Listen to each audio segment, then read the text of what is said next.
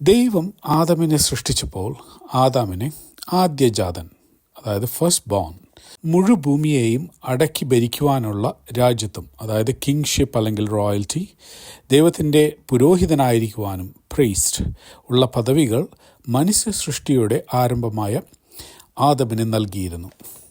ആദ്യജാതന്മാർക്കുള്ള കടമകളും ഉത്തരവാദിത്തങ്ങളും duties and responsibilities ഇതൊക്കെയാണ്.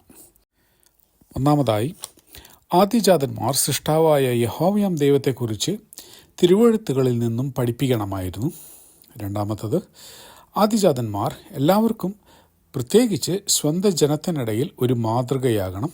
മൂന്നാമതായി, ആദ്യജാതൻ സ്വന്തം ജനത്തെ സേവിക്കേണ്ടതുണ്ട്. ചില സന്ദർഭങ്ങളിൽ ആവശ്യമെങ്കിൽ സ്വന്തം ജനത്തെ വീണ്ടെടുക്കുന്നതിനു വേണ്ടി, ഒരു പക്ഷേ കുടുംബത്തെ ഉപേക്ഷിച്ചു പോയ ഒരു വ്യക്തിയെ വീണ്ടെടുക്കുന്നതിനോ, അല്ലെങ്കിൽ സ്വന്തം കുടുംബത്തിൽ നിന്ന് ദൈവത്തിൻ്റെ വഴികളെ ഉപേക്ഷിച്ചു പോയ ഒരു വ്യക്തിയെ വീണ്ടെടുക്കുന്നതിനു വേണ്ടിയോ ആവശ്യമെങ്കിൽ സ്വന്തം ജീവൻ ബലിയായി അർപ്പിക്കേണ്ടതുണ്ട്.